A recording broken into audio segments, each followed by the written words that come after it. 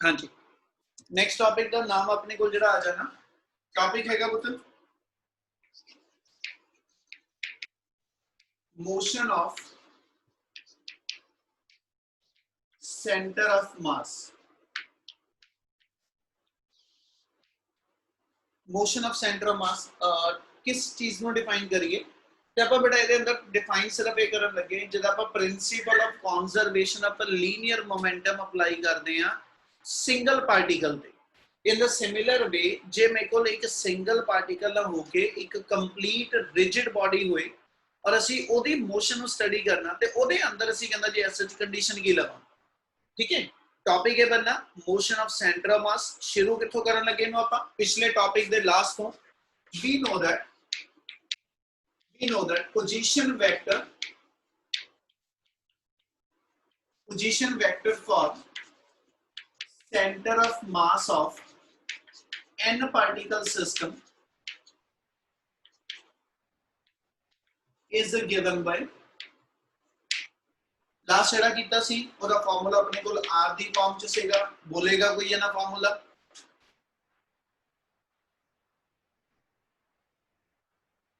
Position vector ਦਾ formula ਬੋਲੇਗਾ ਕੋਈ ਹੈ ਨਾ।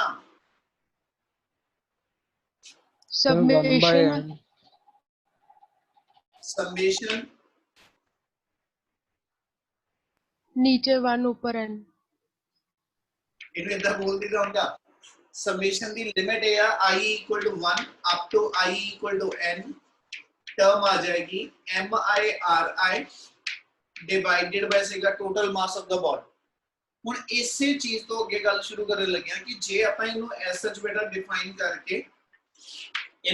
ਕਰਕੇ ਇਸ ਵੇ ਨਾਲ ਰੀਅਰੇਂਜ ਕਰ ਦਈਏ mr equal to summation I equal to 1 to n mi into ri। यानी प्रोडक्ट ऑफ कहना जी product of the position vector of the centre of mass and total mass of the body is equal to sum of the summation sum of ना define कर लो sum of the कहना product of the ठीक है सम लेनी है किदी लेनी है प्रोडक्ट दी लेनी किदी product individual masses and their position vector. इस लाइन में जे बोला ते आ कहना चाह रहे हैं कि भी जेड़ा mr वेक्टर होएगा एदी वैल्यू आ गई m1 r1 plus m2 r2 up to last इस टर्म ਨੂੰ ਲੈ ਕੇ ਚੱਲੀਏ ਤੇ mn into rn। ਤੁਹਾਡੇ ਬੋਡੀ ਦੇ ਅੰਦਰ ਤੁਹਾਡੇ ਗਿਵਨ ਸਿਸਟਮ ਦੇ ਅੰਦਰ ਆਪਣੀ ਰਿਜਿਡ ਬੋਡੀ ਕਿਸੇ ਵੀ ਸ਼ੇਪ ਚ ਗਿਵਨ ਆ ਇਹਦੇ ਅੰਦਰ ਇੱਕ ਪਾਰਟੀਕਲ ਹੈਗਾ m1 ਮਾਸ ਦਾ ठीक है एक पार्टिकल मेरे को हैगा इथे किते कहना जी m2 मास दा ठीक है एक पार्टिकल हैगा इथे mn मास दा ठीक है इना पार्टिकल दे मूव करने the velocity v1 v2 vn और इथे किते मान लो ओरिजिन तो एक दी पोजीशन r1 ओरिजिन तो किसी दूसरे पार्टिकल दी पोजीशन r2 किसी और पार्टिकल दी पोजीशन r2। क्या फिगर समझ लगी? Yes sir. कोई स्पेसिफाइड फिगर नहीं बेटा जिथे जेड़ा मर्जी मास आपा कंसीडर कर सकते हैं। आपा जनरलाइज ये कह लिया कि भी अपने को एक सिस्टम दे विच कितने सारे पार्टिकल्स ने ठीक है तो जिन्ने सिस्टम दे पार्टिकल्स आ जे मैं पूरी बॉडी दी मोशन स्टडी करनी है ठीक है ते आपा क्या सी एक मेथड ये होएगा डायरेक्टली ओदे अंदर सेंटर ऑफ मास फाइंड करो ते ओदी मोशन स्टडी करो ते दूजे पासे सी क्या सीगा कि इंडिविजुअल जेड़े पार्टिकल्स ने उन्हां दे एज सच वेलोसिटी ते उन्हां दे मासेस लेके इंडिविजुअल पार्टिकल दी मोशन स्टडी करके फिर ओदा सम टोटल कढ लो ठीक है। ते इसे तरह ही जे मैं इंडिविजुअल पार्टिकल दी लोकेशन लेके ठीक है इंडिविजुअल पार्टिकल दा मास ते ओदी लोकेशन लेके ओदी प्रोडक्ट लिखनी आ ते ओ कहंदा कि पूरी बॉडी दे अंदर जिन्ने भी पार्टिकल्स ने हर इंडिविजुअल पार्टिकल दी ਉਹਦਾ ਪੋਜੀਸ਼ਨ ਵੈਕਟਰ ਤੇ ਉਹਦੇ ਮਾਸ ਦੀ ਪ੍ਰੋਡਕਟ ਇਹਦਾ ਕੋਈ ਫਿਜ਼ੀਕਲ मीनिंग ਯਾਨੀ ਕਹ ਲੋ ਨੇਮ ਨਹੀਂ ਆਣਾ ਕੁਆਂਟੀਟੀ ਦਾ ਇਸ ਲਈ ਇਹਨੂੰ ਕੋਈ ਨਾਮ ਨਹੀਂ ਦਿੰਦੇ ਵੇ ਠੀਕ ਹੈ। ਇਸੇ ਤਰ੍ਹਾਂ ਸੈਕੰਡ ਪਾਰਟੀਕਲ ਦੇ ਤੇ nth ਪਾਰਟੀਕਲ ਜੋ ਇਹਨਾਂ ਪ੍ਰੋਡਕਟ ਦੀ ਸਮ ਟੋਟਲ ਦਾ ਰਿਜ਼ਲਟ ਆਏਗਾ it should always be equal to that of the ਕਹਿੰਦਾ ਜੀ total mass of the body multiplied by the position vector for the centre of mass ठीक है। ਹੁਣ ਇਸੇ ਚੀਜ਼ ਨੂੰ ਕੋਈ ਰੈਲੇਵੈਂਟ ਆਪਾਂ ਟਰਮ ਦਾ ਨਾਮ ਦੇ ਪਾਈਏ ਉਹਦੇ ਵਾਸਤੇ ਕੀ ਕਰਨ ਲੱਗੇ ਉਹ ਕਹਿੰਦਾ ਜੀ ਜਿਹੜੀ ਇਕੁਏਸ਼ਨ 1 ਬਣੀ ਆ ਇਹਨੂੰ ਡਿਫਰੈਂਸ਼ੀਏਟ ਕਰ ਦੋ ਵਿਦ ਰਿਸਪੈਕਟ ਟੂ ਟਾਈਮ ताकि ਆਪਾਂ इंडिविजुअल पार्टिकल दी ते centre of mass the motion study कर पाई। ਉਹਦੇ ਲਈ ਕੀ ਕਰਨ ਲੱਗਿਆ, ਇਸ ਪੂਰੇ ਦੀ ਪੂਰੀ ਇਕੁਏਸ਼ਨ ਨੂੰ differentiate equation 1 with respect to time। ਇਹਨੂੰ ਟਾਈਮ ਦੇ ਨਾਲ ਡਿਫਰੈਂਸ਼ੀਏਟ ਕਰੋ ਤੇ ਟਾਈਮ ਦੇ ਨਾਲ ਡਿਫਰੈਂਸ਼ੀਏਟ ਕਰਕੇ ਆਪਣੀ ਵੈਲਿਊ ਕਿੰਨੀ ਬਣਦੀ ਉਹ ਇੱਥੇ ਡਿਫਾਈਨ ਕਰਾਂਗੇ। ਉਹਦੇ ਲਈ ਆਪਾਂ ਡਿਫਾਈਨ ਕਰਦੇ ਹਾਂ ਕਿ ਜੇ ਇਸ ਸਾਈਡ ਨੂੰ ਡਿਫਰੈਂਸ਼ੀਏਟ ਕਰੀਏ, m ਕਾਂਸਟੈਂਟ ਹੈ ਬੇਟਾ, ਮਾਸ ਪਾਰਟੀਕਲ ਦਾ ਚੇਂਜ ਨਹੀਂ ਹੋਏਗਾ, ਨਾ ਸੈਂਟਰ ਆਫ ਮਾਸ ਦੀ ਜਿਹੜੀ ਟੋਟਲ ਮਾਸ ਇੱਥੇ centre of mass the position ਤੇ ਪਿਆ, ਨਾ m ਕੈਪੀਟਲ ਨੇ ਚੇਂਜ ਹੋਣਾ, ਯਾਨੀ m into dr by dt equal to यही सेम कंडीशन फर्स्ट पार्टिकल ही डिफाइन कर दो, dr1 by dt plus m2 into dr2 by dt up to so on। Last term आ जाएगी mn into drn by dt। ਤੇ ਜੇ ਮੈਂ ਇੰਨੀ term ਨੂੰ ਨਾਮ ਦਵਾਂ ਤਾਂ this one is to be read as the कहना जी differentiation of the कहना जी position vector for the first particle with respect to time, and that define the velocity of the first particle, velocity of the second particle, velocity of the nth particle। ਇਹਦਾ ਮਤਲਬ ਜੇ ਮੈਂ ਇਸ equation ਨੂੰ modify ਕਰਕੇ ਲਿਖਾਂ ਤੇ ਆਪਾਂ ਇੱਥੇ ਆ ਡਿਫਾਈਨ ਕਰਦੇ ਪਏ here dr by dt it is equal to v vector, where v ਕਿਹਨੂੰ ਕਹਿ ਰਹੇ ਹਾਂ, velocity ਨੂੰ। ਇਹਦਾ ਮਤਲਬ ਪੋਜੀਸ਼ਨ ਵੈਕਟਰ ਤੋਂ ਤੁਸੀਂ ਆਪਣੀ ਗਿਵਨ ਇਕੁਏਸ਼ਨ ਵੈਲੋਸਿਟੀ ਦੀ ਫਾਰਮ ਚ ਜੇ ਕਨਵਰਟ ਕਰਨੀ ਆ ਤੇ ਟਰਮ ਬਣ ਜਾਏਗੀ m into vcm dr by dt r position vector centre of mass ਦਾ, ਇਸ ਲਈ ਸਿੰਬਲ ਚ ਵੀ ਉਹੀ ਯੂਜ਼ ਕਰਨ ਲੱਗਿਆ, vcm is the velocity of the center of mass is equal to m1 v1 plus m2 v2 up to last मेरी term आ जाएगी mn into vn। क्या इक्वेशन नंबर 2 क्लियर है कितना बनी? Yes sir. ਇਹਦਾ ਮਤਲਬ ਕੀ ਹੈ ਬੇਟਾ, ਇਸ ਇਕੁਏਸ਼ਨ ਦਾ ਆਪਾਂ ਉਹਨੂੰ ਜਸਟੀਫਾਈ ਕਰ ਦਈਏ। ਜੇ ਮੈਂ ਇਨੀ ਟਰਮ ਲਵਾਂ ਤਾਂ this one read as the momentum of the first particle, momentum of the second particle, momentum of the nth particle। ਇਹ ਮੈਂ ਤੁਹਾਡੇ ਸਿਸਟਮ ਦੇ ਅੰਦਰ ਜਿੰਨੇ ਪਾਰਟੀਕਲਸ ਨੇ ਉਹਨਾਂ ਸਾਰੇ ਪਾਰਟੀਕਲ ਦਾ ਇੰਡੀਵਿਜੂਅਲ ਮੋਮੈਂਟਮ ਕੱਢ ਲਓ ਤੇ ਸਾਰਿਆਂ ਦੇ ਇੰਡੀਵਿਜੂਅਲ ਮੋਮੈਂਟਮ ਦੀ ਵੈਕਟਰ ਸਮ ਕੱਢ ਲਓ। ਉਹ ਕਹਿੰਦਾ ਮਿਲਾ ਕੇ ਇਹ ਉਨਾ ਹੀ ਮੋਮੈਂਟਮ ਬਣੇਗਾ ਜਿੰਨਾ total momentum centre of mass ਦਾ ਹੋਏਗਾ। ਕਿਉਂਕਿ ਜੇ ਮੈਂ ਇਧਰੋਂ ਲੈਫਟ ਹੈਂਡ ਸਾਈਡ ਨੂੰ ਪੜਾ ਤੇ m is the total mass which is located at the center of mass and vcm is the velocity with which the center of mass will move। ਤੇ ਇਹਦਾ ਮਤਲਬ this one is the this one will read as the momentum of the center of mass। ਇਹਦਾ ਮਤਲਬ ਉਹ ਕਹਿੰਦਾ centre of mass ਦਾ ਜਿਹੜਾ momentum ਆ ਇਹ ਕਾਹਦੇ ਇਕੁਅਲ ਆ, ਇੰਡੀਵਿਜੂਅਲ ਪਾਰਟੀਕਲ ਜਿਹੜੇ ਤੁਹਾਡੇ ਗਿਵਨ ਰਿਜਿਡ ਬਾਡੀ ਦੇ ਅੰਦਰ ਮੂਵ ਕਰਦੇ ਪਏ, ਜਿੰਨਾ ਜਿੰਨਾ ਉਹਨਾਂ ਸਾਰੇ ਇੰਡੀਵਿਜੂਅਲ ਪਾਰਟੀਕਲ ਦਾ ਮੋਮੈਂਟਮ ਹੋਏਗਾ ਉਹਨਾਂ ਸਾਰੇ ਮੋਮੈਂਟਮ ਦੀ ਵੈਕਟਰ ਸਮ ਤੋਂ ਜੋ ਰਿਜ਼ਲਟ ਆ ਉਹਨਾਂ ਹੀ ਮੋਮੈਂਟਮ ਤੁਹਾਡੇ ਕੋਲ ਐਸਾ ਸੈਂਟਰ ਆਫ ਮਾਸ ਪ੍ਰੋਡਿਊਸ ਕਰਦਾ। ਕੀ ਆ ਗੱਲ ਸਮਝ ਲੱਗੀ? Yes sir. Yes sir. Equation ਨੂੰ ਆਪਾਂ ਇਹਦਾ ਫਿਜ਼ੀਕਲ ਮੀਨਿੰਗ ਕੱਢਣਾ ਹੋਵੇ ਨਾ, ਮੈਥਮੈਟੀਕਲ ਦਾ ਸੀ ਲਿਖ ਲਿਆ, ਉਹ ਕਹਿੰਦਾ ਦਾ ਮੀਨ ਕੀ ਬਣਦਾ ਪਿਆ। ਤੇ ਦੈਨ ਵੀ ਸੈਡ ਕਿ ਵੀ ਜੇ ਇਹਨੂੰ ਮੈਂ ਇਦਾਂ ਡਿਫਾਈਨ ਕਰ ਦਵਾਂ ਕਿ ਵੀ m1 v1 is the momentum of the first particle, m2 v2 is the momentum of the second particle, और आ लास्ट मेरे को आ गया momentum of nth particle। और इधरली साइड में ਇਹਨੂੰ ਇਦਾਂ ਹੀ ਪੜ ਲਵਾਂ ਭਾਵੇਂ। ਉਹ ਕਹਿੰਦਾ ਵੀ ਆ ਜਿਹੜੀ ਚੀਜ਼ ਆ ਇਹ ਕੀ ਚੀਜ਼ ਆ ਤੇ ਆਪਾਂ ਇਹਨੂੰ ਸਬਸਟੀਟਿਊਟ ਕਰਨਾ ਤੇ ਆਪਾਂ ਇਦਾਂ ਕਹਿ ਦਿੰਦੇ ਪੁੱਟ mvcm is equal to p of center of mass, है ना। यानी आ ਜਿਹੜਾ ਮੇਰੇ ਕੋਲ ਇਕੁਏਸ਼ਨ ਬਣੀ ਆ mass into velocity of center of mass that written as the ਕਹਿੰਦਾ ਜੀ momentum of the center of mass। ਤੇ ਇਹਦਾ ਮਤਲਬ ਮੇਰਾ ਆਹੀ ਰਿਲੇਸ਼ਨ ਜਿਹੜਾ ਵਾ that will be converted into momentum of center of mass is equal to vector sum of the individual momentum of all the particle। क्या आगल समझ आई जो बोली? Yes sir। बच्चे मैं एक चीज कंक्लूड कर रहा जर्नल वे ना, आप ये कहना चाह रहे हैं कि आप डिफाइन ये करन लगे हैं कि भी सेंटर ऑफ मास ਲਈ जो भी आएगा ना रिजल्ट ਤੇ ਦੂਜੇ ਪਾਸੇ ਇੰਡੀਵਿਜੂਅਲ ਪਾਰਟੀਕਲ ਜਿੰਨੇ ਤੁਹਾਡੇ ਸਿਸਟਮ ਚ ਆ ਉਹਨਾਂ ਸਾਰਿਆਂ ਦਾ ਮਿਲਾ ਕੇ ਜੋ ਉਹ ਰਿਜ਼ਲਟ ਬਣੇਗਾ ਇਹ ਦੋਨੋਂ ਆਪਸ ਵਿੱਚ ਇਕੁਅਲ ਹੁੰਦੇ।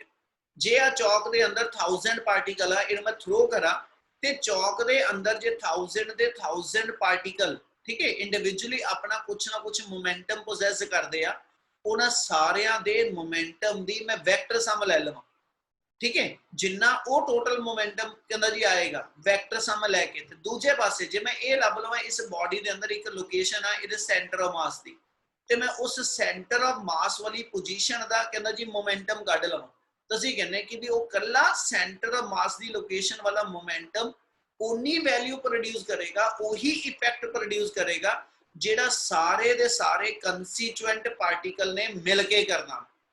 इस चीज ਨੂੰ ਤੁਸੀਂ ਮੋਮੈਂਟਮ ਦੀ ਫਾਰਮ 'ਚ ਵੀ ਡਿਫਾਈਨ ਕਰਦੇ ਹੋ, ਇਸ ਚੀਜ਼ ਨੂੰ ਅਸੀਂ ਉਹਦੇ ਐਸ ਸੱਚ ਫੋਰਸ ਦੀ ਫਾਰਮ 'ਚ ਵੀ ਡਿਫਾਈਨ ਕਰਾਂਗੇ। ਫੋਰਸ ਵਾਸਤੇ ਇਸ ਤੋਂ ਅੱਗੇ ਚੱਲਾਂਗਾ ਜੀ, ਪਰ ਇੱਥੇ ਅਸੀਂ ਇਹ ਡਿਫਾਈਨ ਕੀਤਾ ਕਿ ਵੀ ਜਿਹੜਾ ਬਾਡੀ ਦਾ ਟੋਟਲ ਮੋਮੈਂਟਮ ਹੋਏਗਾ ਆ ਸਾਰਿਆਂ ਨੂੰ ਮਿਲਾ ਕੇ ਆਣਾ ਇੰਨਾ ਹੀ ਮੋਮੈਂਟਮ ਕੱਲਾ ਇੱਕ ਪਾਰਟੀਕਲ ਦਾ ਹੋਏਗਾ। ਕਿਹੜਾ ਪਾਰਟੀਕਲ? ਕਹਿੰਦਾ ਜਿੱਥੇ ਪੂਰੀ ਬਾਡੀ ਦਾ ਮਾਸ ਪੁਆਇੰਟ ਫਾਰਮ 'ਚ ਪਿਆ ਤੇ ਉਹ ਐਸ ਸੱਚ ਮੇਰੇ ਕੋਲ ਪੀਸੀਐਮ ਜਾਂ ਕਹ ਲਓ ਕਿ ਵੀ ਆ ਮੇਰੇ ਕੋਲ ਐਮਵੀਸੀਐਮ ਕਿ ਮੇਰੇ ਕੋਲ ਉਸ ਪਾਰਟੀਕਲ ਦਾ ਮੋਮੈਂਟਮ। ਗੱਲ ਸਮਝ ਆਈ? Yes, Yes, sir. sir. Yes, sir. Yes, sir. इसे इक्वेशन तो फोर्स से जे जाना ते अपन नेक्स्ट थर्ड ਇਹਦੇ ਅੰਦਰ ਕੀ ਕਰਨ ਲੱਗੇ ਆਹੀ ਇਕੁਏਸ਼ਨ ਨੰਬਰ 2 ਤੋਂ ਜੇ ਮੈਂ ਫੋਰਸ ਤੇ ਜਾਣਾ ਤਾਂ ਵੀ know that force is the product of mass and acceleration. Acceleration ਬਣਾਣੀ ਆ ਇਹਨੂੰ ਇੱਕ ਵਾਰੀ ਫੇਰ ਦੁਬਾਰਾ ਤੋਂ ਡਿਫਰੈਂਸ਼ੀਏਟ ਕਰਦੀ। ਨੈਕਸਟ ਲਾਈਨ 'ਚ ਆਪਣੇ ਕੋਲ ਆ ਜਾਏਗਾ differentiate equation 2 with respect to time. इस इक्वेशन 2 ਨੂੰ ਫਿਰ ਟਾਈਮ ਨਾਲ ਡਿਫਰੈਂਸ਼ੀਏਟ ਕਰੀਏ ਤੇ ਆਪਣੀ ਇਕੁਏਸ਼ਨ ਬਣ ਗਈ m into dv by dt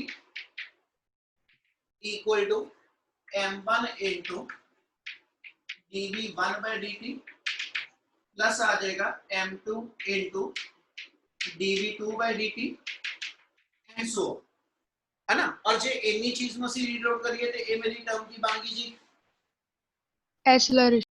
acceleration of the particle, this one is the acceleration of the second particle और इधर जे मैं लेके चला तो this one is the acceleration of the center of mass। ਤੇ ਇਸੇ ਇਕੁਏਸ਼ਨ ਨੂੰ ਆਪਾਂ ਜੇ ਮੋਡੀਫਾਈ ਕਰਕੇ ਲਿਖ ਦਈਏ ਤੇ ਆਪਾਂ ਇਸ ਇਕੁਏਸ਼ਨ ਇਸ ਲਈ ਡਿਫਾਈਨ ਕਰਦੇ ਮੈਂ therefore we may write f equal ਇਹਨੂੰ ma ਲਿਖ ਦੋ ठीक है। ma equal to आ जाएगा m1a1 plus m2a2 up to last mnan ठीक है जी। वो कहता आ ऐसा च मेरे कोल की आ गया इंडिविजुअल फोर्सेस जेडियां इंडिविजुअल पार्टिकल ते एक्ट करदियां क्योंकि मास इनटू एक्सेलरेशन फोर्स बननी है बेटा। so we said कहता जी this is the force acting on the first particle, this is the force acting on the second particle, force acting on the nth particle। ਇਹਦਾ ਮਤਲਬ ਜਿੰਨੀਆਂ individual forces ਨੇ system ਦੇ ਅੰਦਰ ਲਾਈ ਕਰਦੀਆਂ ਇੰਟਰਨਲ ਐਕਸਟਰਨਲ ਮਿਲਾ ਕੇ ਉਹਨਾਂ ਸਾਰਿਆਂ ਨੇ ਮਿਲ ਕੇ ਜਿੰਨੀ ਸਿਸਟਮ ਦੇ ਅੰਦਰ ਫੋਰਸ ਡਿਵੈਲਪ ਕੀਤੀ ਆ ਤੇ ਦੂਜੇ ਪਾਸੇ ਜੇ ਉਨੀ ਹੀ ਫੋਰਸ ਡਾਇਰੈਕਟ ਅਸੀਂ ਸੈਂਟਰ ਆਫ ਮਾਸ ਤੇ ਅਪਲਾਈ ਕਰੀਏ ਅਸੀਂ ਕਹਿੰਦੇ ਜੀ ਉਹਨਾਂ ਦੋਨਾਂ ਦੇ ਰਿਜ਼ਲਟ ਆਪਸ ਵਿੱਚ ਆਇਡੈਂਟੀਕਲ ਹੋਊਗੇ। ਕੀ ਲਾਈਨ ਸਮਝ ਆਈ? Yes, sir. Yes, sir. ਪੁੱਤ ਇਹਨਾਂ ਧਿਆਨ ਰੱਖਿਓ ਆਪਾਂ ਕੋਈ ਇਹ ਡੈਰੀਵੇਸ਼ਨ ਨਹੀਂ ਹੈਗੀ, ਇੱਕ ਜਨਰਲ ਆਪਣੇ ਕੋਲ ਸੈਂਟਰ ਆਫ ਮਾਸ ਨੂੰ ਐਕਸਪਲੇਨ ਕਰਨ ਦਾ ਮੈਥਡ ਆ ਕਿ ਵੀ ਜਿਹੜੀਆਂ ਪ੍ਰੋਪਰਟੀਆਂ ਤੁਸੀਂ ਇੰਡੀਵਿਜੂਅਲ ਪਾਰਟੀਕਲ ਦੀ ਸਟੱਡੀ ਕਰਕੇ ਫਿਰ ਉਹਨੂੰ ਇਕੱਠਾ ਕਰਕੇ ਦੱਸਦੇ ਹੋ। ਉਹ ਕਹਿੰਦਾ ਇੰਨਾ ਕਰਨ ਦੀ ਥਾਂ ਤੇ ਡਾਇਰੈਕਟ ਉਹੀ ਸਾਰਾ ਕੰਮ ਤੁਸੀਂ ਸੈਂਟਰ ਆਫ ਮਾਸ ਤੋਂ ਵੀ ਲੈ ਸਕਦੇ ਪ੍ਰੋਵਾਈਡਡ ਓਨੀ ਹੀ ਫੋਰਸ ਓਨਾ ਹੀ momentum centre of mass produce ਕਰ।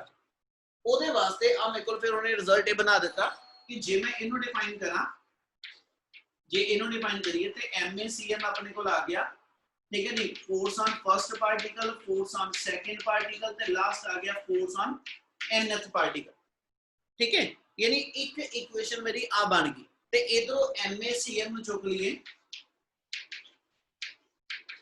put MACM that should be written equal to force acting इनु इदा लिख दियो एक्सटर्नल फोर्स लिखन लग्या वर्ड क्यों आ जिन्नियां भी सिस्टम दियां टोटल फोर्सेस आईयां इन्हां च इंटरनल एक्सटर्नल सारियां अपने कोल एग्जिस्ट करदियां but we know internal forces always cancel in pair ते सिस्टम दे अंदर एक्सेलरेशन जेडी होएगी that will be produced only by the external force. इमर सिस्टम दे अंदर जेडी एक्सेलरेशन आनी आ वो सिर्फ और सिर्फ केड़ी फोर्स करके पॉसिबल है External. कहना जी वो एक्सटर्नल फोर्स होएगी। इसलिए जे MACM ਨੂੰ ਮੈਂ F एक्सटर्नल डिफाइन कर रहा ਤੇ ਇਹਦਾ ਮਤਲਬ ਇਹ ਹੋਏਗਾ ਕਿ ਜੇ ਸਿਸਟਮ ਦੇ ਅੰਦਰ ਮੇਰੇ ਕੋਲ ਐਕਸਟਰਨਲ ਫੋਰਸ ਲੱਗਦੀ ਆ ਤੇ ਤੁਸੀਂ centre of mass the acceleration study ਕਰ ਲਓ ਤੇ ਤੁਸੀਂ centre of mass the acceleration ਨੂੰ ਜਦੋਂ ਐਸ ਸੱਚ ਸੈਂਟਰ ਆਫ ਮਾਸ ਵਾਲੀ ਲੋਕੇਸ਼ਨ ਤੇ ਪਏ ਮਾਸ ਨਾਲ ਮਲਟੀਪਲਾਈ ਕਰੋਗੇ ਤਾਂ ਅਸੀਂ ਕਹਿੰਦੇ ਜੀ ਜਿਹੜਾ ਰਿਜ਼ਲਟੈਂਟ ਫੋਰਸ ਬਣੇਗੀ ਉਹ ਉਹੀ ਇਫੈਕਟ ਬਾਡੀ ਦੇ ਅੰਦਰ ਪ੍ਰੋਡਿਊਸ ਕਰੇਗੀ ਜਿਹੜੀਆਂ ਸਾਰੀਆਂ number of forces the vector ਸਮ ਨੇ ਪ੍ਰੋਡਿਊਸ ਕਰਨਾ। ਸਿਰਫ ਔਰ ਸਿਰਫ ਇਕੁਏਸ਼ਨਾਂ ਨੂੰ ਸਮਝਣ ਦੀ ਲੋੜ ਆ ਬੇਟਾ, ਅਦਰਵਾਈਜ਼ ਮੈਥਮੈਟੀਕਲ ਕੁਝ ਨਹੀਂ ਔਖਾ। ਆਪਾਂ ਪੋਜੀਸ਼ਨ ਵੈਕਟਰ ਦੀ ਫਾਰਮ 'ਚ ਇਕੁਏਸ਼ਨ ਦਵਾਂਗੇ, ਉਹਨੂੰ ਦੋ ਵਾਰੀ ਡਿਫਰੈਂਸ਼ੀਏਟ ਕੀਤਾ, ਇੱਕ ਵਾਰੀ ਵੈਲੋਸਿਟੀ ਦੀ ਇਕੁਏਸ਼ਨ ਬਣੀ, ਇੱਕ ਵਾਰੀ ਮੇਰੇ ਕੋਲ ਫੋਰਸ ਦੀ ਬਣੀ, ਤੇ ਇੱਕ ਅਸੀਂ ਮੋਮੈਂਟਮ ਦੀ ਫਾਰਮ 'ਚ ਇਕੁਏਸ਼ਨ ਲਿਖ ਲਈ। ਚਾਰ ਸਿਰਫ ਅਸੀਂ ਇਕੁਏਸ਼ਨਾਂ ਲਿਖ ਕੇ ਦਿਖਾ ਰਹੇ motion of centre of mass ਦੇ ਅੰਦਰ। ਉਹਦਾ ਮੀਨਿੰਗ ਅਸੀਂ ਇਹ ਕੱਢਦੇ ਪਏ ਕਿ ਵੀ ਸਿਸਟਮ ਦੇ ਅੰਦਰ ਐਕਸਟਰਨਲ ਫੋਰਸ ਜਿਹੜੀ ਆ ਉਹ ਰਿਸਪੌਂਸਿਬਲ ਹੋਏਗੀ centre of mass the motion ਨੂੰ ਸਟੱਡੀ ਕਰਨ ਵਾਸਤੇ। ਗੱਲ ਸਮਝ ਆ ਰਹੀ? Yes. Yes, sir. Yes, sir. Yes, sir. ਇਸ ਤੇ ਬੇਟਾ ਗੱਲ ਕੰਟੀਨਿਊ ਹੋ ਜਾਇਆ ਕਰਾਂਗਾ। if f external equal to 0, if we define कि no external force will act on the body, ਤੇ ਜੇ body ਤੇ external force ਨਹੀਂ ਲੱਗੇਗੀ ਤਾਂ ਅਸੀਂ ਦੋ ਕੰਡੀਸ਼ਨਾਂ ਬੋਲਾਂਗੇ। ਨੰਬਰ 1 ਕਹਿੰਦਾ ਜੀ ਐਸ ਸੱਚ ਇਹਦਾ ਮਤਲਬ ਇਹ ਹੋ ਗਿਆ ma equal to 0, ਤੇ ਜੇ ਪੁੱਤ ma 0 body ਦਾ ਮਾਸ ਤਾਂ ਟੋਟਲ 0 ਹੈ ਨਹੀਂ, ਮਤਲਬ ਇਹ ਚੋਂ m ਤਾਂ 0 ਹੋਏਗਾ ਨਹੀਂ, ਤੇ therefore ਮੇਰੇ ਕੋਲ ਇਹ ਆ ਗਿਆ acceleration of center of mass 0, ਤੇ ਜੇ center of mass the acceleration 0 ਆ ਕੀ ਕਨਕਲੂਡ ਕਰੋਗੇ? यूनिफॉर्म मोशन है, हाँ बोलो दोबारा। यूनिफॉर्म मोशन ਵਿੱਚ ਹੈ ਆਬਜੈਕਟ। मतलब ये हो गया एक्सेलरेशन ਹੁੰਦੀ ਹੈ ਆਪਣੇ ਕੋਲ ਕੀ dv/dt, ਤੇ ਜੇ एक्सेलरेशन 0 ਆ ਤੇ ਮਤਲਬ velocity ਚੇਂਜ ਨਹੀਂ ਹੋ ਰਹੀ, ਇਹਦਾ ਮਤਲਬ centre of mass continuously moving. ਔਰ ਇਹ ਲਾਈਨ ਇੰਪੋਰਟੈਂਟ ਹੈ ਬੇਟਾ ਆਪਣੀ ਕੁਝ ਐਗਜ਼ਾਮਪਲ ਨੂੰ ਐਕਸਪਲੇਨ ਕਰਨ ਲਈ। ਇਹ ਮਤਲਬ centre of mass continuously moving with the same velocity, mean with the same speed and in the same direction if no external force will act on the given body। यानी जे system के अंदर कोई external force नहीं लाई कर रही तो दी acceleration 0 का मतलब ये होएगा कि centre of mass still moving with the कहंदा जी कांस्टेंट वेलोसिटी। यानी सेंटर ऑफ मास दी जेडी वेलोसिटी है वो कांस्टेंट बनी रहू। दूजे पासे जे मैं मोमेंटम लवां तो मोमेंटम मास इनटू वेलोसिटी हुंदा, यानी आल्सो मोमेंटम हुंदा जी मास इनटू वेलोसिटी। ਤੇ ਪੁੱਤ ਇਹ ਚ ਮਾਸ ਤਾਂ ਪਹਿਲਾਂ ਹੀ ਕਾਂਸਟੈਂਟ ਆ, ਤੇ ਜੇ centre of mass the velocity we constant ਆ ਤੇ it means centre of mass the momentum equal constant ਬਣਿਆ ਰਹੂ। Yes sir. Yes, sir. Yes, sir. ਨਾ ਇਹਨਾਂ Yes. Centre of mass constant ਤੇ velocity centre of mass the constant ਆ। ਇਹਨਾਂ ਦੋ ਲਾਈਨਾਂ ਨਾ ਆਪਾਂ ਕੁਝ ਇੱਕ ਐਗਜ਼ਾਮਪਲ ਜਸਟੀਫਾਈ ਕਰਨੀ ਆ ਬੇਟਾ। ਕੀ ਆ ਦੋਨੋਂ ਕੰਡੀਸ਼ਨ ਕਲੀਅਰ ਆ? Yes, sir. Yes sir. Yes, sir. ਇਹਦੇ ਬਿਹਾਫ ਦੇ ਉੱਤੇ ਉਹਨੇ ਆਪਾਂ ਨੂੰ ਕੁਝ ਇੱਕ ਐਗਜ਼ਾਮਪਲ ਦਿੱਤੀਆਂ, ਠੀਕ ਹੈ, example for the centre of ਮਾਸ, ਹਨਾ।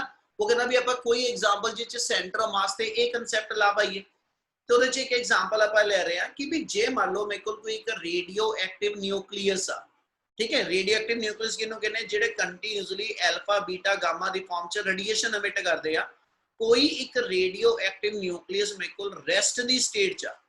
ਉਹ ਕਹਿੰਦਾ ਜੀ ਜੇ ਮੇਰੇ ਕੋਲ ਰੇਡੀਓ ਐਕਟਿਵ ਨਿਊਕਲੀਅਸ ਜਿਹੜਾ ਕੋਈ ਗਿਵਨ ਆ, ਜੇ ਇਹ ਰੈਸਟ ਦੀ ਸਟੇਟ 'ਚ ਹੋਵੇ, ਹਨਾ, ਇਹਦਾ ਮਤਲਬ ਇਹਦਾ ਇਨੀਸ਼ੀਅਲ ਮੋਮੈਂਟਮ 0 ਆ।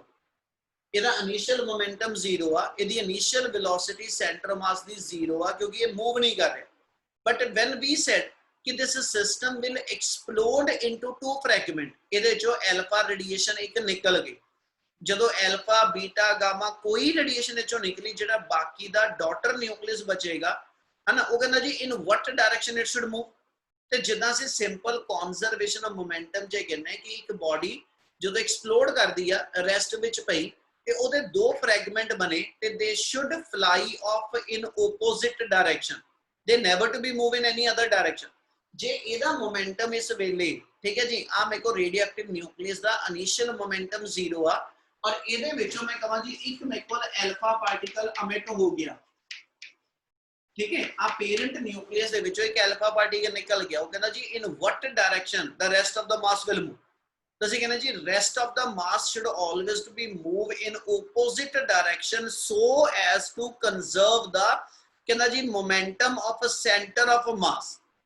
ਸੈਂਟਰ ਆਫ ਮਾਸ ਦੇ ਮੋਮੈਂਟਮ ਨੂੰ ਕੰਜ਼ਰਵ ਕਰਨ ਵਾਸਤੇ जे एक डॉटर पार्टिकल मेरे को एक अमिटेड पार्टिकल कुछ मोमेंटम ना पॉजिटिव डायरेक्शन च निकलिया ते जिहड़ा रेस्ट ऑफ द मास होएगा है ना ओदा मोमेंटम जरूर इस पार्टिकल तो ओपोजिट डायरेक्शन च आएगा ताकि centre of mass the state ते कोई इफेक्ट ना आवे जे इस वेले आ रेडियो एक्टिव पार्टिकल जिहड़ा गिवन आ ये रेस्ट दी स्टेट च आ ਇਹਦਾ मतलब ਇਹਦੇ सेंटर ऑफ मास दी इस वेले वेलोसिटी 0 आ ਤੇ ਜੇ ਇਹਦੇ centre of mass the velocity 0 ਤੇ ਇਹਦੇ ਉੱਤੇ ਕੋਈ ਵੀ ਐਕਸਟਰਨਲ ਫੋਰਸ ਨਹੀਂ ਲੱਗੀ ਜਦੋਂ ਇਹ ਮੇਰੇ ਕੋ ਰੇਡੀਓ ਐਕਟਿਵ ਨਿਊਕਲੀਅਸ ਦੇ ਵਿੱਚੋਂ ਦੀ ਅਲਫਾ ਪਾਰਟੀਕਲ ਨਿਕਲਿਆ ਤੇ ਅਸੀਂ ਕੋਈ ਇੱਥੇ ਥੋੜਾ ਲੈ ਕੇ ਤੇ ਮਾਰ ਕੇ ਇਹਨੂੰ ਤੋੜਿਆ ਨਹੀਂ ਠੀਕ ਹੈ ਇਹਦੇ ਵਿੱਚੋਂ ਕੋਈ ਵੀ ਐਸਐਚ ਐਕਸਟਰਨਲ ਫੋਰਸ ਇਹਦੇ ਤੇ ਲਗਾਈ ਨਹੀਂ ਸਿਰਫ ਇੰਟਰਨਲ ਫੋਰਸਿਸ ਦੇ ਇਨਫਲੂਐਂਸ ਦੇ ਅੰਦਰ ਐਕਸਪਲੋਡ ਕੀਤਾ ਇੰਟਰਨਲ ਫੋਰਸਿਸ ਦੇ ਇਨਫਲੂਐਂਸ ਦੇ ਅੰਦਰ ਇਹ ਚੋਂ ਇੱਕ ਅਲਫਾ ਰੇਡੀਏਸ਼ਨ ਜਿਹੜੀ ਉਹ ਨਿਕਲ ਕੇ ਗਈ ਤੇ ਉਹ ਕਹਿੰਦਾ ਫਿਰ ਉਸ ਇਨਸਟੈਂਟ ਤੇ ਜਿਹੜਾ ਬਾਕੀ ਦਾ ਡਾਟਰ ਨਿਊਕਲੀਅਸ ਹੋਏਗਾ ਨਾ it should move in opposite direction so that momentum of a center of mass remain to be conserved ਜੇ initial centre of mass the momentum 0 ਆ ਕਿਉਂਕਿ ਇਹ ਰੈਸਟ ਦੀ ਸਟੇਟ ਚ ਇਹਦੀ centre of mass the velocity 0 ਆ ਤੇ ਇਹਦਾ ਮਤਲਬ ਇਹ ਹੋ ਗਿਆ ਇਹਦੇ ਦੋ ਫ੍ਰੈਗਮੈਂਟ ਜਿਹੜੇ ਨੇ ਦੇ must move in opposite direction ਤਾਂ ਕਿ ਉਹਨਾਂ ਤੋਂ ਬਾਅਦ ਵੀ ਜਿਹੜਾ ਸੈਂਟਰ ਆਫ ਮਾਸ ਕੋਈ ਇਮੇਜਿਨਰੀ ਪੁਆਇੰਟ ਆ it still remain to be in the state of rest ਉਹਦੀ rest ਦੀ state motion ਚ convert ਨਹੀਂ ਹੋਣੀ ਚਾਹੀਦੀ क्या ये example ਸਮਝ ਲੱਗੀ Yes, sir. Yes, sir. Yes, sir. Yes, sir. एक सेकंड केस भी बना लिया वो कहना जी जैसे ये डिफाइन करिए कि let me say कि this radioactive nucleus it will moving with certain velocity जे ये मेरे को मूव करदा होवे and we said कहना जी it will emit the alpha particle in any of the direction इन्हें एक alpha particle इस डायरेक्शन च emit कीता ठीक है alpha particle मेरा इस डायरेक्शन च चला गया ਉਹ ਕਹਿੰਦਾ ਜਿਹੜਾ ਸੈਕਿੰਡ ਪਾਰਟੀਕਲ ਹੋਏਗਾ it should fly off in such a way it should fly off in such a way कि still center of mass moving with the same velocity in the same direction ਇਹਦਾ ਇੱਕ ਫ੍ਰੈਗਮੈਂਟ ਜੇ ਮੇਰੇ ਕੋਲ ਐਸਾ ਜ ਆਪਣੇ ओरिजिनल ਪਾਥ ਤੋਂ ਠੀਕ ਹੈ ਜੀ ਕੁਝ ਐਂਗਲ ਤੇ ਮੂਵ ਕਰ ਗਿਆ ਠੀਕ ਹੈ ਤੇ ਜਿਹੜਾ ਦੂਜਾ ਫ੍ਰੈਗਮੈਂਟ ਹੋਏਗਾ ਠੀਕ ਹੈ it should be moving in some other direction so that कि center of mass which is initially moving in the straight line path now still it is to be moving in the kind of straight line path ਇਹਦਾ ਮਤਲਬ ਜਿਹੜਾ center of mass ਆ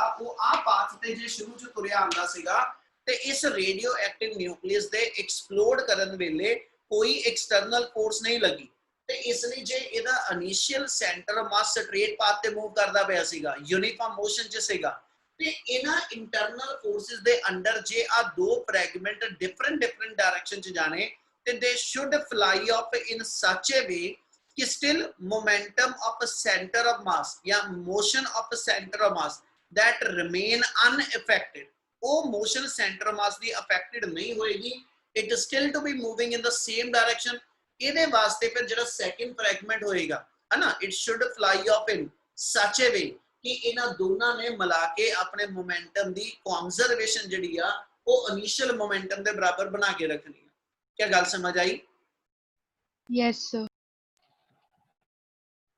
ਬੱਚੇ ਕੀ Yes, sir.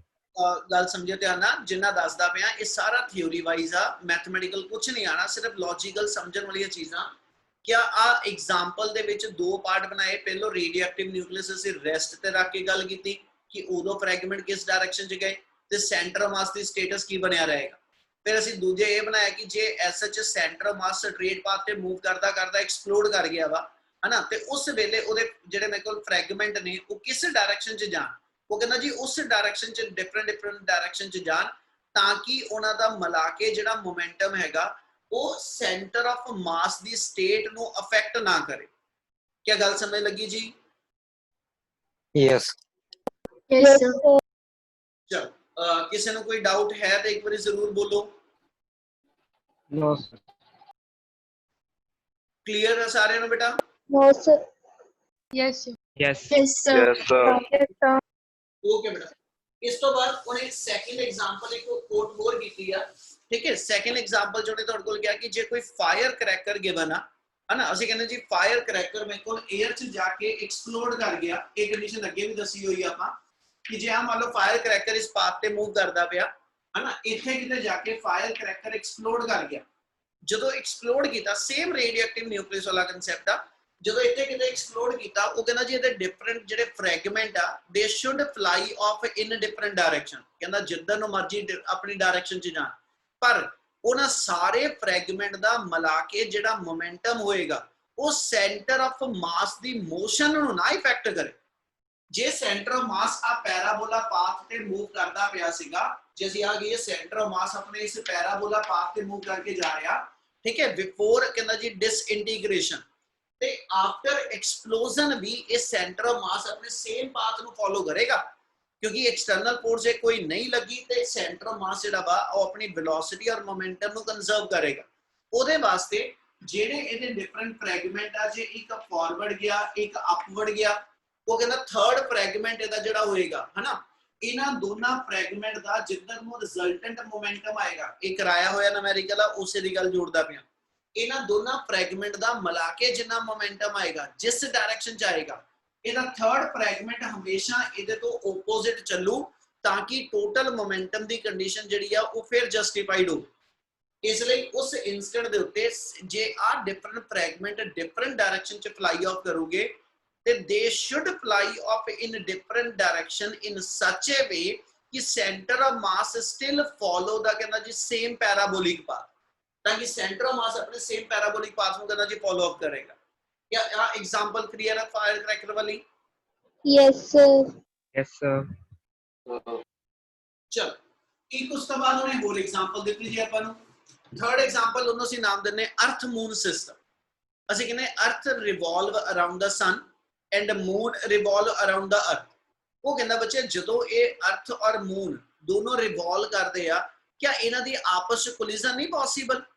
ਆਪਾਂ ਇਹਨੂੰ ਇਦਾਂ justify ਕਰ ਦਿੰਦੇ ਕਿ ਜੇ ਆ ਮੰਨ ਲਓ ਅਸੀਂ ਮੰਨੀਏ ਕਿ ਵੀ अर्थ ਇਸ ਪਾਥ ਦੇ ਉੱਤੇ ਮੂਵ ਕਰਦੀ ਪਈ ਆ, ਠੀਕ ਹੈ, ਅਰਾਊਂਡ ਦਾ ਸਨ ਦੀ ਲੋਕੇਸ਼ਨ ਇੱਥੇ ਕਿਤੇ ਸ਼ੋ ਆਫ ਕਰ ਦਿਓ।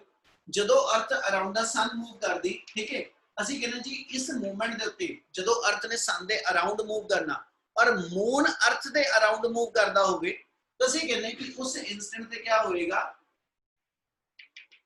ਜੇ ਅਸੀਂ ਇੱਥੇ ਆ ਸ਼ੋ ਆਫ ਕਰੀਏ ਕਿ ਵੀ ਮੂਨ ਆ ਪਾਥ ਤੇ ਮੂਵ ਕਰਦਾ ਪਿਆ, अर्थ ਆਪਣੇ ਐਕਸਿਸ ਤੇ ਰੋਟੇਟ ਵੀ ਕਰਦੀ ਤੇ ਨਾਲੋਂ ਨਾਲ ਅਰਾਊਂਡ ਦਾ ਕਹਿੰਦਾ ਜੀ ਸਨ ਜਿਹੜੀ ਰਿਵੋਲਵ ਵੀ ਕਰਦੀ। ਉਹ ਕਹਿੰਦਾ ਕਿਸੇ ਵੀ ਮੂਵਮੈਂਟ ਤੇ ਜੇ अर्थ ਦੀ ਅਸੀਂ ਲੋਕੇਸ਼ਨ ਇੱਥੇ ਡਿਫਾਈਨ ਕਰੀਏ ਔਰ ਆ ਮੇਰੇ ਕੋਲ ਮੂਨ ਦੀ ਲੋਕੇਸ਼ਨ ਲੈ ਕੇ ਚੱਲਾਂ, अर्थ ਜਦੋਂ ਆਪਣੇ ਐਕਸਿਸ ਤੇ ਰਿਵੋਲਵ ਕਰਦੀ, ਆਪਣੇ ਐਕਸਿਸ ਦੇ ਉੱਤੇ ਰੋਟੇਟ ਕਰਦੀ ਤੇ ਨਾਲੋਂ ਨਾਲ ਸਨ ਦੇ ਅਰਾਊਂਡ ਰਿਵੋਲਵ ਕਰਦੀ, ਉਹ ਕਹਿੰਦਾ ਜਿਹੜਾ अर्थ ਮੂਨ ਸਿਸਟਮ ਹੋਏਗਾ ਨਾ, ਇਹਦੇ ਅੰਡਰ ਅਸੀਂ ਕੰਡੀਸ਼ਨ ਇਹ ਦਿੰਨੇ ਕਿ ਇਦਾਂ ਦੀ ਕੋਈ ਪੋਸਿਬਿਲਿਟੀ ਨਹੀਂ ਕਿ अर्थ ਰਿਵੋਲਵ ਕਰਕੇ ਜਦੋਂ ਆਹ ਪੁਆਇੰਟ ਤੇ ਆਵੇ ਮੂਨ ਵੀ ਇੱਥੇ ਆਇਆ ਹੋਵੇ। ਤੇ ਉਹਦੇ ਲਈ ਅਸੀਂ ਕੰਡੀਸ਼ਨ ਕਿੱਥੋਂ ਚੁੱਕਦੇ ਪਏ, ਜਿਹੜਾ ਕੱਲ ਟੌਪਿਕ ਕੀਤਾ ਸੀ system of two particle. System of two particle 'ਚ ਅਸੀਂ ਕਿਹਾ ਸੀਗਾ ਕਿ ਜਿਹੜੇ ਦੋ ਪਾਰਟੀਕਲ, ठीक है, जिन्हां दा एक अपने कोल जिहड़ा सिस्टम बनदा, इहदा सेंटर ऑफ मास असी ओरिजिन नूं डिफाइन करीदा ते ओरिजिन तो हमेशा दोनों दे दोनों जिहड़े पार्टिकल्स ने, जिहड़े टू पार्टिकल सिस्टम च दो पार्टिकल्स ने, they must move in opposite direction, they should always to be lies in opposite direction to the कहंदा जी ओरिजिन। ਉਹਦੇ ਅੰਦਰ ਮੈਂ ਆਹੀ ਕੰਡੀਸ਼ਨ ਬੋਲ ਰਿਹਾ ਬੇਟਾ। ਆਪਾਂ ਕੱਲ R2 ਦਾ ਇੱਕ ਫਾਰਮੂਲਾ ਲਿਖਿਆ ਸੀ ਆ ਵਾਲਾ -m1 r1 ਓਵਰ m2 ਤੇ ਇਹ ਚ ਅਸੀਂ ਇਹ ਕਿਹਾ ਸੀਗਾ ਕਿ ਵੀ r1 ਤੇ r2 ਦੋਨੋਂ ਦੇ ਦੋਨੋਂ ਇਕੱਠੇ ਪੋਜ਼ਿਟਿਵ ਨਹੀਂ ਹੋਣੇ, ਦੋਨੋਂ ਦੇ ਦੋਨੋਂ ਇਕੱਠੇ 네ਗੇਟਿਵ ਨਹੀਂ ਹੋਣੇ। ਜੇ r1 ਪੋਜ਼ਿਟਿਵ ਆ ਇੱਥੇ ਤੇ r2 네ਗੇਟਿਵ ਚ ਬਣ ਜਾਣਾ, ਠੀਕ ਹੈ, ਇਸ ਮਾਈਨਸ ਕਰਕੇ। ਜੇ r1 네ਗੇਟਿਵ ਚ ਤੇ 네ਗੇਟਿਵ ਦਾ 네ਗੇਟਿਵ r2 ਪੋਜ਼ਿਟਿਵ ਆ। ਇਹੀ ਪ੍ਰੋਪਰਟੀ ਅਸੀਂ अर्थ मून सिस्टम ਤੇ ਵੀ ਅਪਲਾਈ ਕਰਦੇ ਆ। ਅਸੀਂ ਕਹਿੰਦੇ अर्थ और moon they never to be lie on the same direction, ਇਹ same side ਵੱਲ ਨੂੰ ਕਦੀ ਵੀ ਨਹੀਂ ਲਾਈ ਕਰਨੇ, ਕਿਉਂਕਿ ਸਿਸਟਮ ਆਫ ਟੂ ਪਾਰਟੀਕਲ ਇਹ ਕਹਿੰਦਾ the two particle they should always to be in opposite direction about their common center। ਤੇ ਜੇ ਮੈਂ ਆ ਪੁਆਇੰਟ ਦੇ ਉੱਤੇ ਕੰਸੀਡਰ ਕਰਕੇ ਚੱਲਾਂ ਕਿ ਆ ਇਹਨਾਂ ਦੇ centre of mass the location ਹੋਏਗੀ, तो कहना जी हमेशा ये दोनों दे दोनों पार्टिकल जिहड़े ने ये इस सेंट्रल अपने सेंट्रल पोजीशन दे हमेशा ओपोजिट डायरेक्शन च रहने आ, ये कदी भी कोलाइडिंग वास्ते सेम साइड नु नहीं आना, ठीक है। और इन्हां दोनों दे अंदर जिहड़ी फोर्स ऑपरेट हुंदी पई वो ग्रेविटेशनल फोर्स आ, जिहड़ी कि मेरी इंटरनल फोर्सेस आ, ते इंटरनल फोर्सेस हमेशा एक दूजे ते पेयर च कैंसल हो जानियां। इसलिए इस मूवमेंट ते आ दोनों पार्टिकल किसी भी इंस्टेंट ते, ठीक है, they never to be on the कहना जी सेम साइड, ठीक है। उस तो बाद एक असम्पशन होर असीं लगा दिंने, इहदे अंदर ही असीं गल कीती सीगी, जे M1 M2 के अकॉर्डिंगली चलना है, M2 is very much heavier as compared to M1, ਤੇ we also said is that in that case कि भी M2 जे लार्ज होएगा ते R2 स्मॉल होएगा। ਇਹਦਾ ਮਤਲਬ ਇਸ ओरिजिन तो जे आ डिस्टेंस ਨੂੰ मैं R2 ਤੇ आ डिस्टेंस ਨੂੰ R1 बोला ਤਾਂ ਅਸੀਂ ਇਹ ਕਿਹਾ ਸੀ center of mass always lies near to that of the heavier particle। ਉਹੀ property ਜੇ ਆਪਾਂ अर्थ मून ਤੇ ਲਗਾ ਕੇ ਚਲੀਏ ਤੇ अर्थ is quite heavier as compared to moon, ਤੇ we may assume that कि center of mass will lie very much closer to the earth। और एक कंडीशन चाह के ਅਸੀਂ ਇਹ ਵੀ ਕਹਿ ਦਿੰਨੇ कि that should be very much closer mean it is almost to be taken on earth। ਤੇ ਜੇ ਅਸੀਂ center of mass the location almost earth ਤੇ consider ਕਰ ਲਈ ਤੇ it means there is only one motion, ठीक है, that is the motion of moon around the earth। ਇਹਦਾ ਮਤਲਬ ਹੋ ਗਿਆ ਫਿਰ अर्थ ਦੇ अराउंड सिर्फ मून ਦੀ मोशन रह गई, ठीक है। अर्थ एक तरह स्टैटिक कंसिडर हो गई मून वास्ते, ਤੇ ਫਿਰ अर्थ और मून ਇਹਦਾ ਮਤਲਬ ਕਦੀ ਆਪਸ ਵਿੱਚ ਕਹਿੰਦਾ ਜੀ ਕੋਲਾਈਡਿੰਗ ਸਟੇਟ 'ਚ ਜਾਓਗੇ। ਇੰਨੀ ਗੱਲ ਸਮਝ ਲੱਗੀ? Yes, sir. Yes, sir. Yes, sir. जो दसदा पिया बार बार कह रहा बेटा ये सारी थ्योरी दे पार्ट आ, ठीक है। थियोरेटिकली ਤੁਹਾਡੀ बुक ਦੇ अंदर उन्हें टॉपिक दिता होया some examples of motion of centre of mass, ठीक है। ਉਹਨਾਂ ਚ ਇੱਕ ਆਪਾਂ ਰੇਡੀਓਐਕਟਿਵ ਨਿਊਕਲੀਅਸ ਵਾਲੀ ਗੱਲ ਕੀਤੀ ਆ, ਉਹਦੇ ਦੋ ਕੇਸਿਸ ਬਣਾ ਕੇ ਕੀਤਾ, ਇੱਕ ਆਪਾਂ ਫਾਇਰ ਕ੍ਰੈਕਰ ਵਾਲੀ ਗੱਲ ਕੀਤੀ, ਇੱਕ ਆਪਣੇ ਕੋਲ ਅਰਥ ਮੂਨ ਸਿਸਟਮ, ਤੇ ਇੱਕ ਐਗਜ਼ਾਮਪਲ ਤੁਹਾਨੂੰ ਦੇਣ ਲੱਗਿਆ, ठीक है। ਉੱਥੇ ਤੁਹਾਨੂੰ ਇੱਕ ਐਗਜ਼ਾਮਪਲ ਹੋਰ ਮਿਲੇਗੀ ਬਾਈਨਰੀ ਸਟਾਰਸ, नोट कर लो बेशक। एक एग्जांपल जेडी होर आनी आ that is the of the binary star. Binary star दे अंदर भी कुछ ਇਹਦੇ ਨਾਲ ਹੀ ਰਲਦੀ ਕੰਡੀਸ਼ਨ ਆ, ਉਹ ਤੁਸੀਂ ਪੜ੍ਹਨੀ ਆ ਤੇ ਮੈਂ ਤੁਹਾਡੇ ਤੋਂ ਪੁੱਛਣੀ ਆ। ਕਲੀਅਰ ਹੈ ਜੀ? Okay, sir. Yes, sir. Yes, sir. ਉਹ ਥੋੜਾ ਚੁਸਤਨ ਹੋ ਕੇ ਬੋਲਿਆ ਕਰੋ, ਇੰਨਾ ਸੁਸਤੀ ਹੋ ਜਾਂਦੇ। ਟੌਪਿਕ ਹੋਏਗਾ ਆਪਣੇ ਕੋਲ ਕਨਸੈਪਟ ਆਫ ਟਾਰਕ,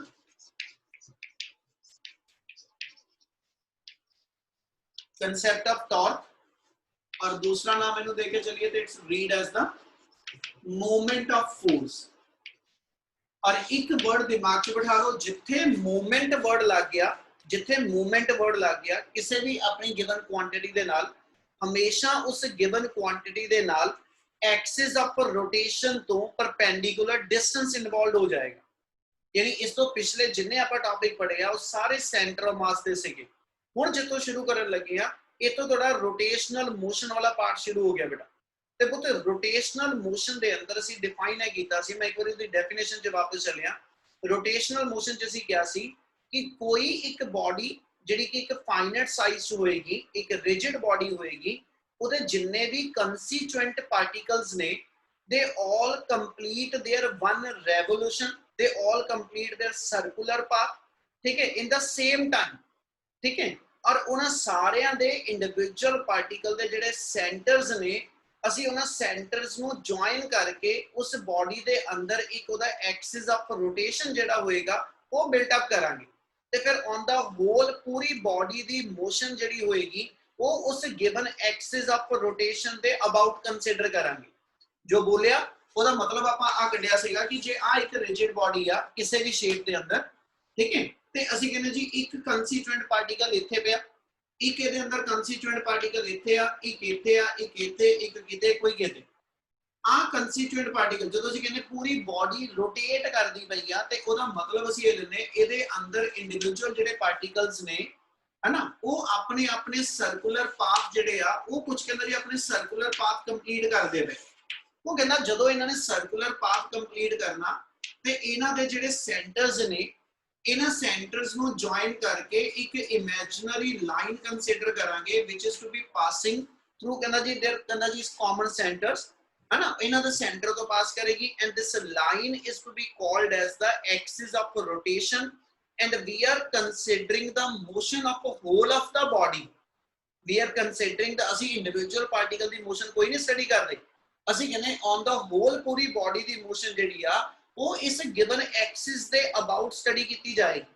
ਔਰ ਜਦੋਂ ਇਸ ਐਕਸਿਸ ਦੇ ਅਬਾਊਟ ਅਸੀਂ ਬਾਡੀ ਦੀ ਮੋਸ਼ਨ ਸਟੱਡੀ ਕਰਨੀ ਲਾਈਨ ਇੰਪੋਰਟੈਂਟ ਹੋਏਗੀ उस इंस्टेंट ते ਅਸੀਂ ਕਹਿੰਦੇ ਜੀ ਜਿਹੜਾ ਐਂਗੂਲਰ ਵੇਰੀਏਬਲ ਹੋਏਗਾ मतलब ਜਿਹੜਾ रोटेशनल ਵੇਰੀਏਬਲ ਹੋਏਗਾ ਉਹ ਕਾਂਸਟੈਂਟ ਰਹੇਗਾ और ਉਹਨੂੰ ਕਾਂਸਟੈਂਟ ਰੱਖਣ ਲਈ ਇੱਕ ਵਾਰੀ ਗੱਲ ਸਮਝ ਲਿਓ ਬਾਅਦ ਚੋਂ ਮੈਥਮੈਟੀਕਲ ਦੱਸਦਾ ਉਹਨੂੰ ਕਾਂਸਟੈਂਟ ਰੱਖਣ ਲਈ ਉਹਦੇ ਕੋਰਸਪੋਂਡਿੰਗ ਜਿਹੜਾ ਲੀਨੀਅਰ ਵੇਰੀਏਬਲ ਹੋਏਗਾ it continuously going on changing ਇਹਦਾ ਮਤਲਬ ਇਹ ਆ ਜੇ ਮੈਂ ਆ ਕਹਾਂ ਕਿ ਵੀ ਆ ਪਾਰਟੀਕਲ ਜਿਹੜਾ ਹੈਗਾ ਇਹਦਾ ਰੇਡੀਅਸ r1 ਆ ਇਹਦਾ ਰੇਡੀਅਸ r2 ਆ ਇਹਦਾ ਰੇਡੀਅਸ r3 ਆ ਇਹਦਾ ਰੇਡੀਅਸ rn ਇੱਥੇ ਵਾਲਾ ਪਾਰਟੀਕਲ ਜਦੋਂ ਆਪਣੇ ਸਰਕਲ ਚ ਮੂਵ ਕਰਦਾ ਇਹਦੇ ਮੂਵ ਕਰਨ ਦੀ ਵੈਲੋਸਿਟੀ v1 ਇਹਦੇ ਇੰਡੀਵਿਜੂਅਲ ਦੇ ਮੂਵ ਕਰਨ ਦੀ ਵੈਲੋਸਿਟੀ v2 v3 ਠੀਕ ਹੈ ਜੀ vn हर इंडिविजुअल पार्टिकल दी लीनियर वेलोसिटी डिफरेंट होएगी so as to complete the कहना जी their own circle in the same time ठीक है अपने सारे दे सारे पार्टिकल अपना छोटा सर्कल बड़ा सर्कल जिन्ना भी हैगा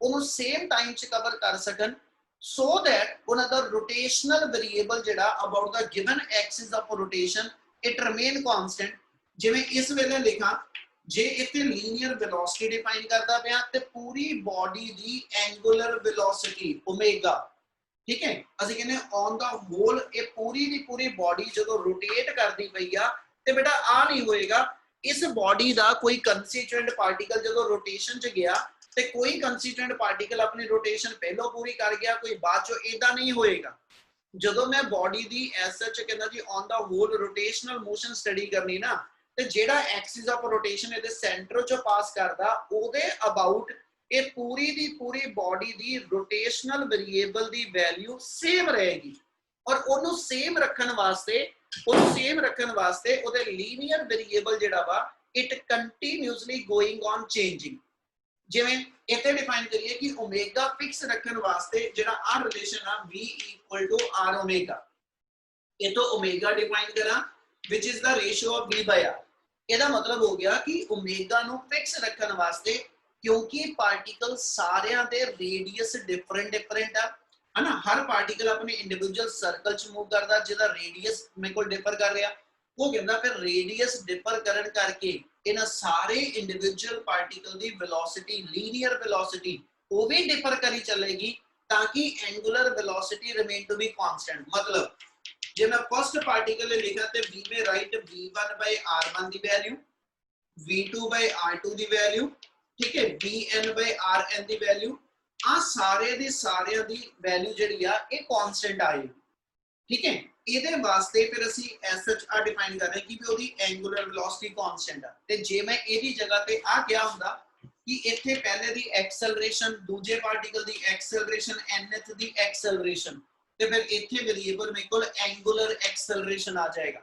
ਔਰ ਇਹਦੇ ਲਈ ਅਸੀਂ ਰਿਲੇਸ਼ਨ ਆ ਪੜਿਆ a = r ਐਲਫਾ ਤੇ ਐਲਫਾ ਨੂੰ ਫਿਕਸ ਰੱਖਣ ਵਾਸਤੇ a ਤੇ r ਦੋਨੋਂ ਇੱਕ ਦੂਜੇ ਦੇ ਡਾਇਰੈਕਟ ਪ੍ਰੋਪੋਰਸ਼ਨਲ ਠੀਕ ਹੈ ਪਹਿਲੇ ਪਾਰਟੀਕਲ ਤੇ ਫੋਰਸ f1 ਲੱਗੀ ਦੂਜੇ ਤੇ f2 ਲੱਗੀ ਤੀਜੇ ਤੇ f3 ਲੱਗੀ ਉਸ ਫੋਰਸ ਦੇ ਅੰਡਰ ਇਹਨਾਂ ਸਾਰੇ ਪਾਰਟੀਕਲਸ ਦੀ ਐਕਸਲਰੇਸ਼ਨ ਡਿਫਰੈਂਟ ਹੋਏਗੀ ਠੀਕ ਹੈ but their angular acceleration about the given axis of rotation that continuously remain to be energy constant वो change नहीं होएगी क्या आ चीज़ां जर्नल जो दसदा पिया पहले रोटेशनल मोशन दे अंदर क्या आ समझ लग रहा है बेटा Yes, sir. Yes, sir. Yes, sir. इतना क्लियर है सारे नु Yes, sir. Sir. चलो मैं हजे टॉपिक नहीं शुरू किया ਆਪਾਂ ਇਨ ਜਰਨਲ ਸਿਰਫ ਗੱਲ ਕਰਦੇ ਪਏ ਕਿ ਰੋਟੇਸ਼ਨਲ ਮੋਸ਼ਨ ਦੇ ਅੰਦਰ ਆਪਣੇ ਵੇਰੀਏਬਲ ਕਿਹੜਾ ਚੇਂਜ ਹੋਇਆ ਕਰਨਾ ਔਰ ਕਿਹੜਾ ਵੇਰੀਏਬਲ ਕਾਂਸਟੈਂਟ ਹੈ ਇਹਦੀ ਜ਼ਿਆਦਾ ਲੋਡ ਪੈਣੀ ਆ ਜਦੋਂ 5th B ਪੜਨਾ ਵਾ ਉਹ ਚ ਮੂਵਮੈਂਟ ਆਫ ਇਨਰਸ਼ੀਆ ਨਾਲ ਰਿਲੇਟਡ ਜਦੋਂ ਟੌਪਿਕ ਆਨੇ ਆ ਉੱਥੇ ਇਹ ਲਾਈਨ ਤੁਹਾਨੂੰ ਬਾਰ-ਬਾਰ ਲਿਖੀ ਮਿਲਣੀ ਆ ਠੀਕ ਹੈ as the body is rigid so all the constituent particles of the rigid body will complete its one revolution in the same time ठीक है जी for that their linear velocities linear acceleration should be different but their angular velocity angular acceleration remain to be same ਤੇ ਮੈਨੂੰ ਉਹ line ਉਦੋਂ ਸਮਝਣ ਵਾਸਤੇ ਆ concept ਦਿਮਾਗ 'ਚ ਹੋਣਾ ਚਾਹੀਦਾ ਕਲੀਅਰ ਹੈ ਜੀ Yes, sir. ਚਲ ਫਿਰ ਵਾਪਸ ਆ ਰਹੇ ਐਸੇ ਵਰਡ ਤੇ ਕਹਿੰਦਾ ਜੀ ਮੂਵਮੈਂਟ ਆਫ ਫੋਰਸ ਕਿਹਨੂੰ ਕਹੀਏ ਤੇ ਅਸੀਂ ਬੜਾ ਡਿਫਾਈਨ ਕਰਾਂਗੇ when you apply the force on a given body ठीक है ਤੇ ਦੈਨ ਕਹਿੰਦਾ ਜੀ ਉਸ ਬਾਡੀ ਤੇ ਜਿੱਥੇ ਮੈਂ ਫੋਰਸ ਲਾਈ ਆ ਤੇ ਐਕਸਿਸ ਆਫ ਰੋਟੇਸ਼ਨ ਤੋਂ ਉਸ point of application the perpendicular distance ਕਿੰਨਾ है ना, वो भी मैटर करेगा। मैं बॉडी ते फोर्स लगा के लीनियर मोशन देनी होवे ना ਤਾਂ ਅਸੀਂ ਕਿਤੇ ਨਹੀਂ ਕਹਿੰਦੇ ਬੋਡੀ ਤੇ ਫੋਰਸ ਕਿਤੇ ਲਾਈ, ਕਿਉਂਕਿ ਅਸੀਂ ਉਦੋਂ ਬੋਡੀ ਨੂੰ ਕਹਿੰਦੇ ਹੀ ਪੁਆਇੰਟ ਸਾਈਜ਼ ਆ। ਜੇ ਮੈਂ ਲੀਨੀਅਰ ਮੋਸ਼ਨ ਸਟੱਡੀ ਕਰ ਰਿਹਾ ਤੇ ਆ ਮੰਨ ਲਓ ਮੇਰੇ ਕੋਲ ਮੋਬਾਈਲ ਆ, ਮੈਂ ਇਹਦੀ ਲੀਨੀਅਰ ਮੋਸ਼ਨ ਸਟੱਡੀ ਇਹਦੀ ਮੈਂ ਲੀਨੀਅਰ ਮੋਸ਼ਨ ਸਟੱਡੀ ਕਰਨੀ, ਮੈਂ ਇੱਥੇ ਫੋਰਸ ਲਾਵਾਂ, ਇੱਥੇ ਲਾਵਾਂ, ਇੱਥੇ ਲਾਵਾਂ, ਇੱਥੇ ਲਾਵਾਂ, ਅਸੀਂ ਬੋਡੀ ਦਾ ਸਾਈਜ਼ ਨਹੀਂ ਕੰਸੀਡਰ ਕਰਦੇ। We just be considering how much force will applied over the body. ਪਰ ਜਦੋਂ ਮੈਂ ਬੋਡੀ ਦੀ ਰੋਟੇਸ਼ਨਲ ਮੋਸ਼ਨ ਸਟੱਡੀ ਕਰਨੀ ਤੇ we must taken into care ਕਹਿੰਦਾ where you apply the force. ਇਹਦਾ ਮਤਲਬ ਜੇ ਬੋਡੀ ਦਾ ਐਕਸਿਸ ਆਫ ਰੋਟੇਸ਼ਨ ਇੱਥੋਂ ਪਾਸ ਹੁੰਦਾ ਹੋਵੇ, ਜਿੱਥੇ ਮੈਂ ਹੱਥ ਰੱਖ ਰਿਹਾ ਤੇ ਬੋਡੀ ਤੇ ਮੈਂ ਫੋਰਸ ਇੱਥੇ ਲਗਾਵਾਂ ਐਕਸਿਸ ਆਫ ਰੋਟੇਸ਼ਨ ਦੇ ਨੀਅਰ ਬਾਈ, ਜਾਂ ਮੈਂ ਬੋਡੀ ਦੇ ਫੋਰਸ ਇੱਥੇ ਲਗਾਵਾਂ ਐਕਸਿਸ ਆਫ ਰੋਟੇਸ਼ਨ ਤੋਂ ਇੰਨੇ ਡਿਸਟੈਂਸ ਤੇ, ਇਹ ਮੈਟਰ ਕਰੇਗਾ। ਉਹ ਕਹਿੰਦਾ ਇਹਦਾ ਮਤਲਬ ਜਦੋਂ ਬੋਡੀ ਨੂੰ ਤੁਸੀਂ ਰੋਟੇਟ ਕਰਨਾ ਤੇ ਅਸੀਂ ਕੱਲੀ ਬੋਡੀ ਤੇ ਫੋਰਸ ਕਿੰਨੀ ਲਾਣੀ ਆ, ਜ਼ੋਰ ਕਿੰਨਾ ਲਾਣਾ ਵਾ, ਇਹੀ ਨਹੀਂ ਕੱਲਾ ਮੈਟਰ ਕਰੇਗਾ। ਬੋਡੀ ਦੇ ਮੈਂ ਜ਼ੋਰ ਲਾਣਾ ਕਿੱਥੇ ਆ, ਬੋਡੀ ਦੇ ਮੈਂ ਫੋਰਸ ਅਪਲਾਈ ਕਿੱਥੇ ਕਰਨੀ, ਇਹ ਵੀ ਮੈਟਰ ਕਰੇਗਾ। ਸਿੰਪਲ ਜਿਹੀ ਗੱਲ ਐਗਜ਼ਾਮਪਲ ਦੇਣਾ, ਠੀਕ ਹੈ। ਜੇ ਮੈਂ ਆ ਕੋਈ ਇੱਕ ਮੇਰੇ ਕੋਲ ਪਿੱਛੇ ਆਪਾਂ ਲਈਏ ਤੇ ਇੱਕ ਬਾਰੀ ਗਿਵਨ ਆ, ਹਨਾ, ਤੇ ਬਾਰੀ ਦਾ ਬੇਟਾ ਜਿਹੜਾ ਹੈਂਡਲ ਹੋਏਗਾ ਅਸੀਂ ਹਮੇਸ਼ਾ ਕਹਿੰਦੇ ਜਿੱਥੇ ਉਹਦਾ ਹਿੰਜ ਲੱਗਿਆ ਹੁੰਦਾ, ਜਿੱਥੇ ਉਹਦਾ ਐਸਐਚ ਮੇਰੇ ਕੋਲ ਐਕਸਿਸ ਆਫ ਰੋਟੇਸ਼ਨ ਹੋਏਗਾ। ਸਿਰਫ ਸਮਝਾਉਣ ਲਈ ਐਗਜ਼ਾਮਪਲ ਦੇ ਰਿਹਾ ਬੇਟਾ ਕਿ ਜੇ ਆ ਪੁੱਤ ਮੈਂ ਲਵਾਂ ਤੇ ਇਸ ਮੂਮੈਂਟ ਤੇ ਇੱਥੇ ਆ ਇਹਦਾ ਐਕਸਿਸ ਆਫ ਰੋਟੇਸ਼ਨ ਆ ਉਹਦਾ ਹਿੰਜ ਲੱਗਿਆ ਹੋਇਆ, ਤੇ ਜੇ ਮੈਂ ਇੱਥੇ ਇਹਦੇ ਗ੍ਰਿਪ ਲਾਇਆ ਹੁੰਦਾ, ਹੈਂਡਲ ਲਾਇਆ ਹੁੰਦਾ ਤੇ ਇੱਥੋਂ ਇਹਨੂੰ ਮੈਂ ਘੁਮਾਣਾ ਹੋਵੇ ਤੇ ਕਹਿੰਦਾ ਇਟ ਇਜ਼ ਟਫਰ।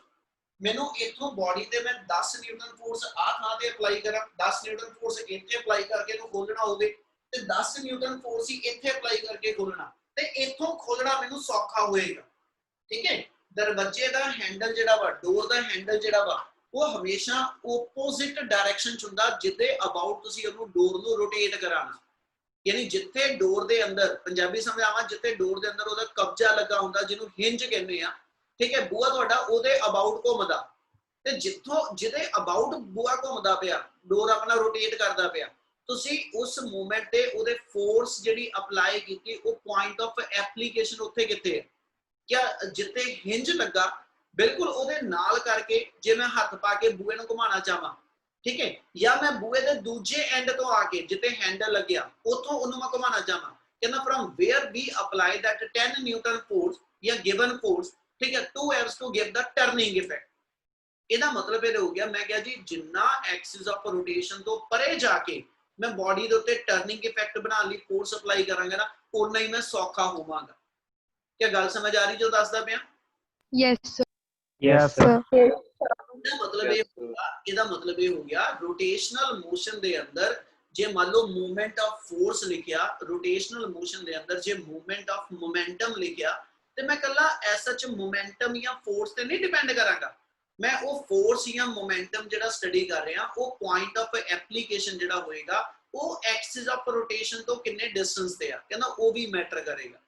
इसलिए हमेशा रोटेशनल टर्म दे अंदर, ठीक है, रोटेशनल टर्म दे अंदर मेरे को मूवमेंट वर्ड जरूर यूज होएगा। क्या गल समझ आई? Yes, Yes, sir. sir. Yes, sir. Yes, sir. मैं जनरल ਇਹਦੀ इंट्रोडक्शन जो कंप्लीट करना चाह रहा सी वो मेरे ਵੱਲੋਂ कंप्लीट है। क्या इन्ना पहलो समझ लग्या बेटा? हाँ जी sir. Yes, sir. Yes, sir. ਇਹ ਚ ਕੋਈ डाउट है ਤੇ ਬੋਲੋ ਇੱਕ ਵਾਰੀ ਜ਼ਰੂਰ। No, sir.